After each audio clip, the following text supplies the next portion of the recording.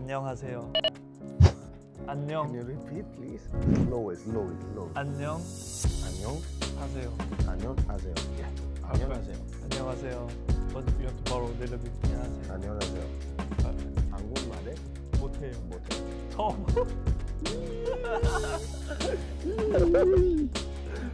Victory amazing. Vicario. Really good job. Half Korean now. 비카리오의 부상은 일부 팬들에겐 추혼으로 표현되고 있고 일부 팬들에겐 지나쳤다는 말을 듣고 있습니다. 대승을 거둔 경기였기에 빨리 필드를 빠져나갔으면 회복 기간이 짧지 않았을까란 만약 때문입니다.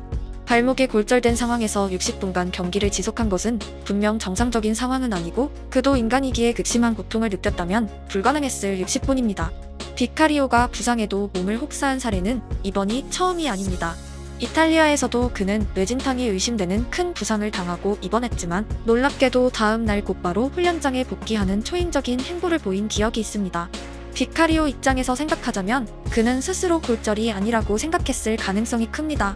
저도 골절을 당해봤고 엄청난 통증을 느꼈기에 이해가 되지 않지만 축구 선수 가운데 골절을 골절이 아니라 믿은 사례는 종종 있었고 여기에는 손흥민도 포함되어 있습니다. 아, 이게 그냥 타박이구나 라고 생각하고 싶었는데 이게 뼈가 이렇게 쭉 부러진 게 이렇게 돼 있는 게 보여요. 축구 선수가 부상을 달고 뛴다는 인터뷰를 여러 번 보셨을 것입니다. 신체 접촉이 불가피한 종목의 특성상 그들의 신체는 평소에 100% 안 아픈 상태가 없다는 것이고 항상 어딘가에 작은 통증들이 가득했지만 그 정도는 참고 뛰어왔기에 일반인 입장에서 골절이 분명하다고 느낄 만한 상황을 평소처럼 작은 부상이라 믿어버리는 경향이 축구계에 제법 있습니다. 특히 출전에 목마른 선수들이 빨리 발견하고 회복하겠다보다는 참고 뛰겠다가 기본 스탠스인 경우가 많습니다. 그들에겐 경쟁에서 도태된다는 공포심이 존재하고 어린 나이부터 극도의 경쟁 세계를 마치 전쟁처럼 여기는 특이점도 있습니다. 선수들이 정말 전쟁에 나온 것처럼 매 순간 이렇게 느끼는 것 같아요. 이게 프로라는 게 참 쉽지가 않구나라는 거를. 프로페셔널이란 측면에서 몸이 생명인 선수가 자신의 신체를 혹사한다는 것은 분명 부정적인 상황입니다. 하지만 인내심이라는 그들의 멘탈적 특성이 없었다면 그들은 프로가 되지 못했을지도 모릅니다.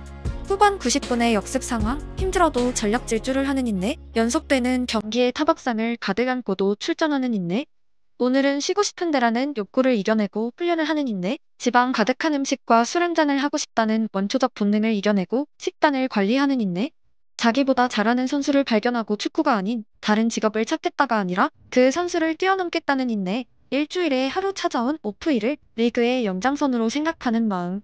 정말 특별한 소수의 인원을 제외하면 유소년 축구 선수가 프로가 되기까지의 과정은 인내의 역사입니다.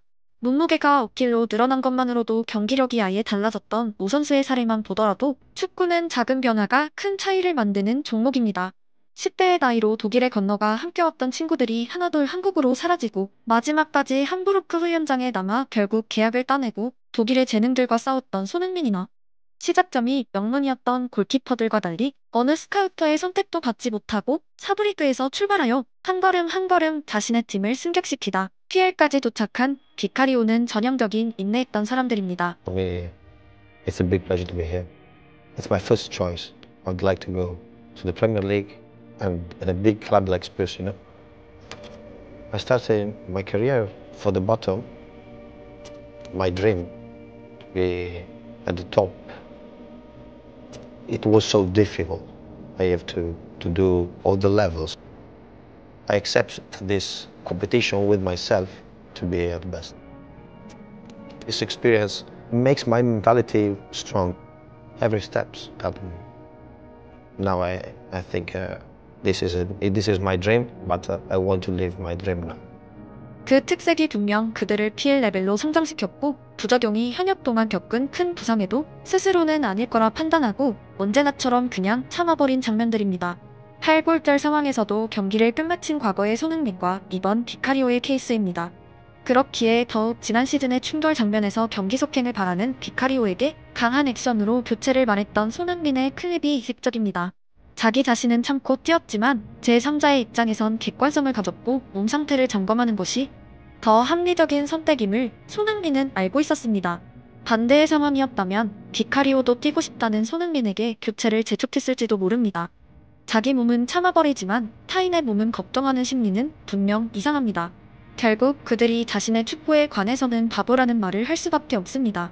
아픈데 참으면 더 아플 수도 있다. 병원에 가야 한다. 잘 쉬어야 빨리 낫는다. 어른들이 어린이에게 하는 말들이 때문입니다. 정상적인 사고방식이 통하지 않는 일부 선수들의 축구에 대한 집념은 그들을 특별하게 만들었고 특정 상황에선 바보로 만들었습니다. 그리고 저는 그런 축구 바보들을 사랑합니다. 1년 전부를 시즌의 연장선으로 만들어버리는 직업에 대한 애착과 인간이 가장 취약한 부분인 통증에 대한 생각의 회로에도 오류를 가해버리는 축구에 대한 미친 듯한 사랑이 순수하게 부럽기도 합니다. 아픈 직장인이 모두가 만류하는데도 출근하는 경우는 흔치 않습니다. 오히려 아프니까 출근 안 한다가 기쁨일지도 모릅니다. 주말을 업무의 연장선으로 생각하고 월요일에 컨디션을 위해 사용하는 직장인도 거의 없습니다. 주말을 위해 평일을 참아내고 월급일을 위해 회사에서의 모든 걸 감내하는 경우는 보통의 상황입니다. 무엇인가를 순수하게 사랑하면 생기는 이상현상들이 축구에선 흔한 풍경이고 프로젝트를 따냈다고 우는 직장인은 거의 없지만 월드컵 무대를 밟았다는 이유만으로도 어린이처럼 눈물을 터뜨리는 선수들을 지켜보면 동심이란 단어가 생각납니다. 감기에 걸렸지만 소풍은 꼭 가겠다는 아이의 마음도 함께입니다. 정말 사랑하는 분야가 직업이 된다는 것은 분명한 특권이고 오직 소득의 수단으로 직업을 선택한 사람들이 느끼기 힘든 감정입니다. 비카리오가 발목골절로 수개월을 쉰다고 그의 연봉이 깎이진 않습니다. 다음 시즌에 클럽 이름을 바꾸지도 않습니다. 오히려 출근해서 해방되고 몸은 불편하겠지만 수개월의 방학을 가지게 됩니다. 저라면 수개월간 어떤 영화를 볼까, 어떤 책들을 읽을까란 생각에 설렜겠지만 비카리오의 머릿속은 오직 필드로 가득할 것입니다. 그 감정이 지금의 비카리오를 만들었고 축구라는 치열한 싸움에서 약한 마음이 있었다면 지금 나이에 그는 프리미어리그 선수가 아니라 우디네세의 평범한 청년으로 살아갔을 것입니다. 그는 이탈리아 전국의 괴물 같은 골키퍼들을 밀어내고 대표팀에 차출되는 선수입니다.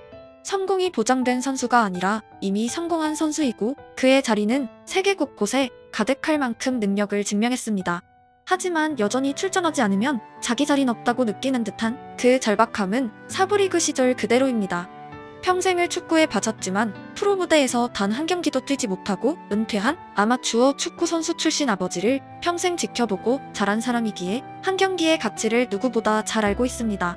비카리오가 세리에아 팀과 계약하자 한걸음에 달려와 축하해줬던 역시 일부에서 단 한 경기도 뛰지 못한 아버지 친구들의 엄청난 표정과 상패는 비카리오란 사람에게 프로라는 무대를 얼마나 특별하고 위대한 자리로 만들었을지 알 수 있습니다. 그 무대에서의 한 경기, 아니 1분을 위해선 인생 전부라도 내던질 사람들이 비카리오 주변에 가득했습니다.